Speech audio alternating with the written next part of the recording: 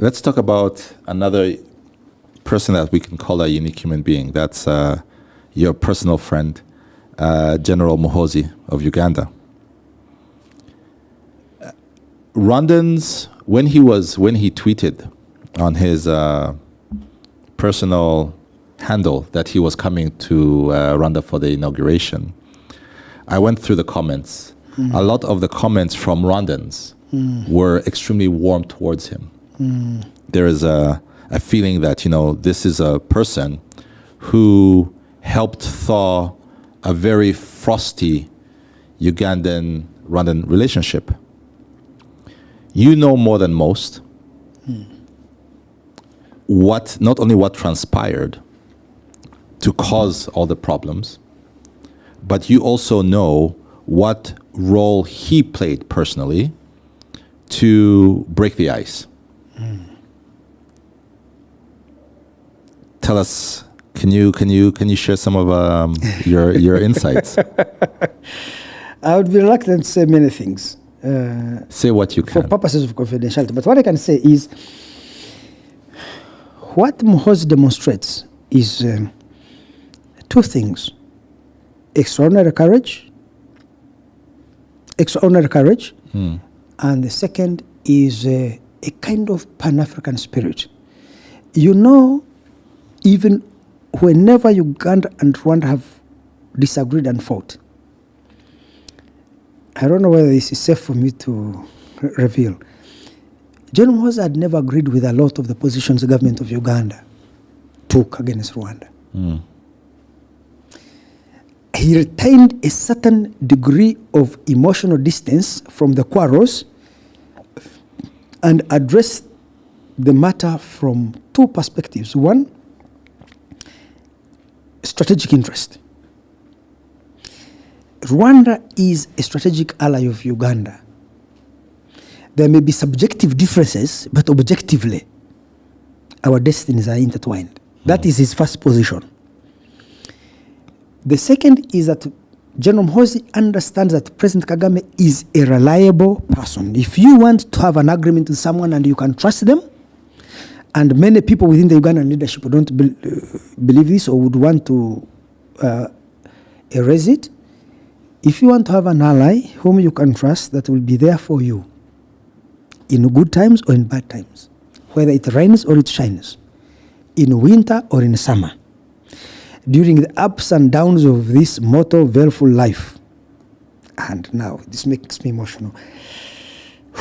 President Kagame is a person you can rely on. And General Muhoozi knows that so well.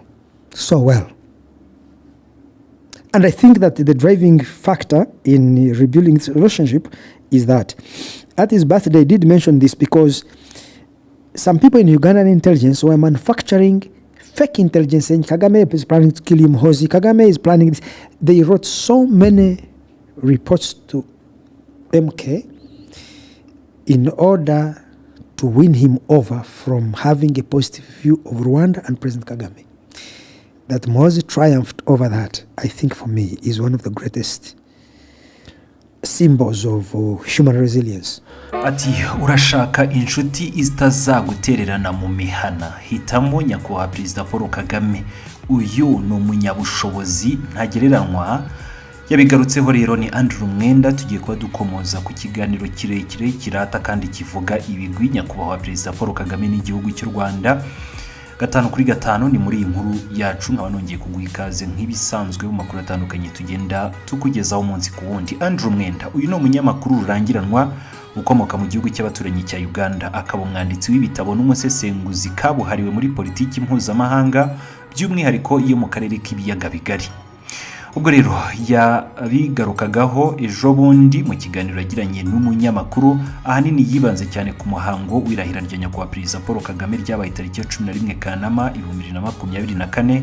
Andrew Mwenda ufatwa nk'inzobere mu bijyanye n'imibanire hagati y'u Rwanda na Uganda, dore ko amaze imyaka hafi 25 ayikorera ubucukumbuzi, yaganiriye na Sani ntayombya ni mu kiganiro The Long Form gitambuka kuri murandasi, maze rero amuganiriza uko Perezida Kagame imiterere y'ibibazo byagiye bibaho hagati y'u Rwanda n'ibindi bihugu.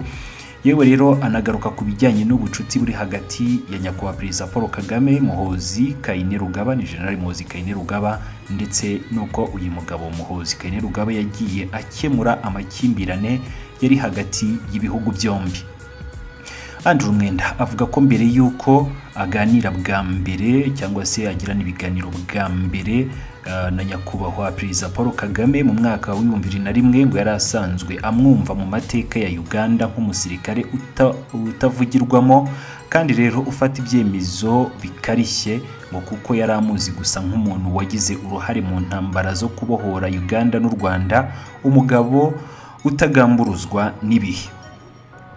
Aho rero baje kwicarana bakaganira birambuye, Andrew Mwenda ngo yahishuriwe uko nyakubahwa Perezida Paul Kagame yakoze akazi katoroshye mu rugamba rwo kubohora igihugu cy'u Rwanda ndetse n'icya Uganda.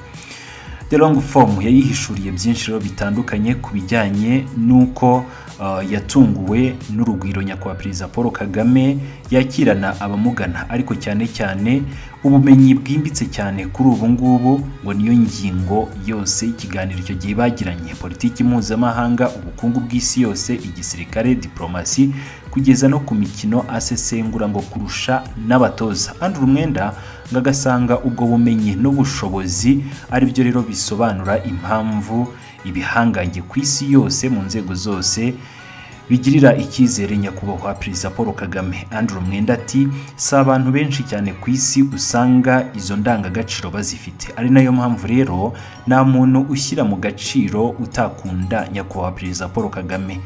Niyo rero wagerageza kubyitsindagiramo byakugora, icyakwereka ubuhanga afite ngewe ubwanjye twaraganiriye ndumirwa.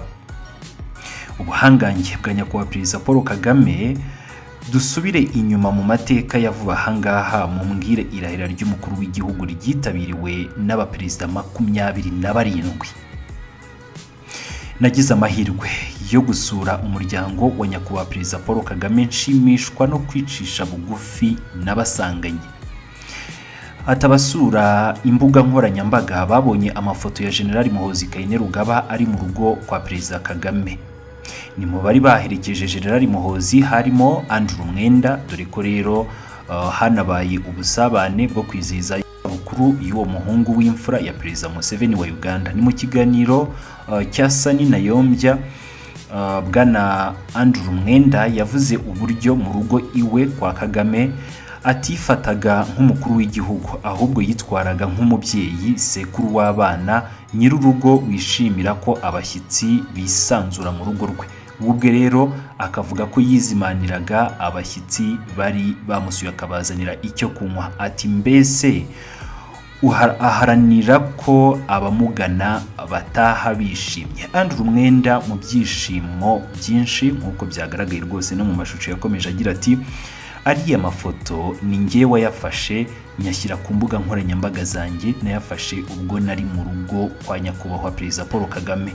Umuryango wa Perezida Paul Kagame ntiwintubiye ko naba naravogereye ubuzima bwabo bwite nkafotora ayo mafoto, ahubwo nka Anje umukobwa wa Perezida Paul Kagame ati yarabyishimiye cyane. Kagame rero urugero rw'umubyeyi mwiza wabera urubyiruko icyitegererezo. Ati rero General Muhoozi nawe ahora ashakira imibanire myiza hagati y'u Rwanda na Uganda kuko azi inyungu buri ruhande rubifitemo. Avuga ku bihe bibi byaranze umubano hagati y'u Rwanda na Uganda, Andrew Mwenda yatangaje ko azi neza abantu babi ku ruhande rwa Uganda bahemberaga amakimbirane. Atariko nanone nirinze kubavuga amazina yabo kugira ngo bidasubiza inyuma umubano umaze igihe kirekire umaze gusubirana. Yavuze gusa ko General Muhoozi Kainerugaba ari ku isonga mu kuba yaharanira ko ibintu bisubira mu buryo kandi ibihugu byombi bikomeza kubana neza. Yagize ati hari ibimenyetso cyangwa se ibyemezo byinshi cyane byafatwaga muri Uganda General Muhoozi atabishyigikiye na gato, kuko yabonaga neza ingaruka mbi ku mibanire hagati y'ibihugu by'abavandimwe bishobora kuvamo. Arabizi ko buri gihugu kuri ubu ngubu ni ingenzi ku mibereho ya buri ruhande. Ati rero we yaharaniye ko urwikekwe ruvanwaho, ari nayo mpamvu buri gihe yifuza kuza mu gihugu cy'u Rwanda afata nko mu rugo iwabo ha kabiri.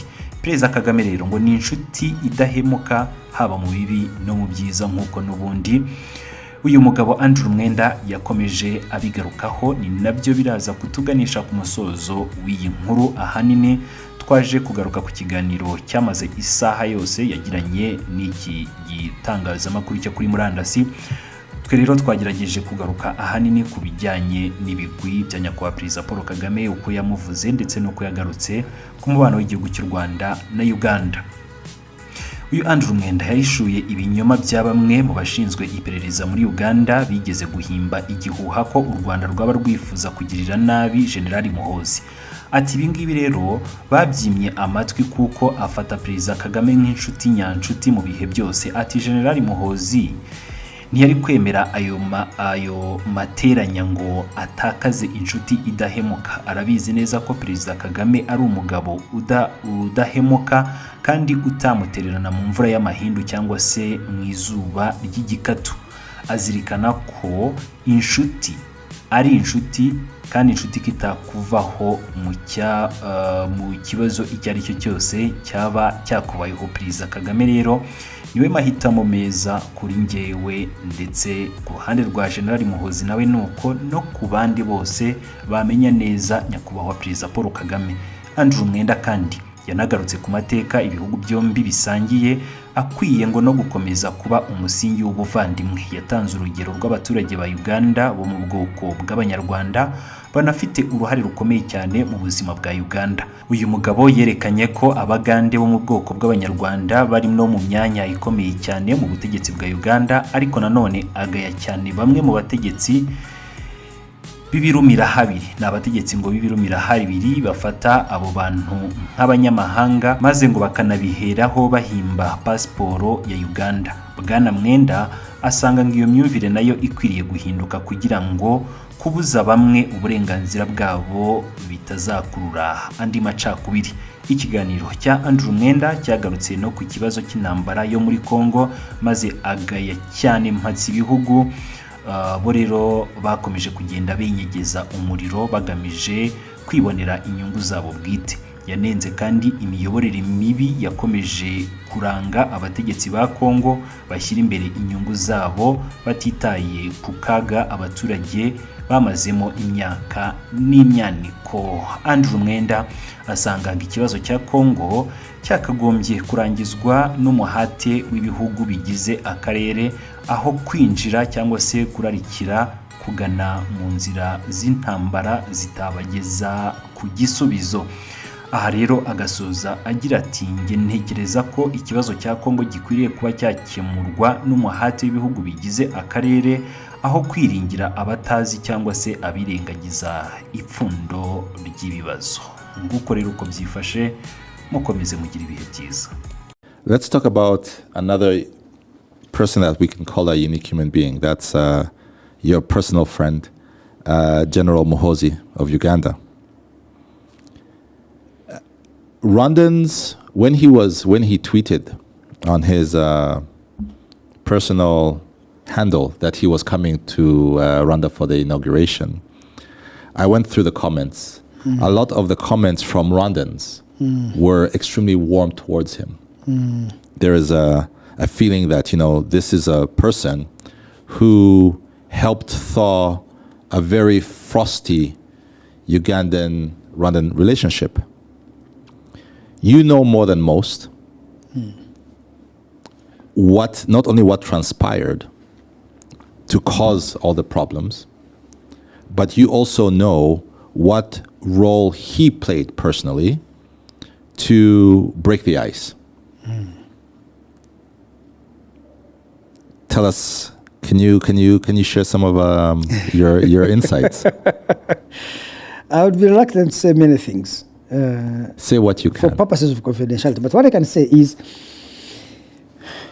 what Muhoozi demonstrates is two things: extraordinary courage, and the second is a kind of Pan-African spirit.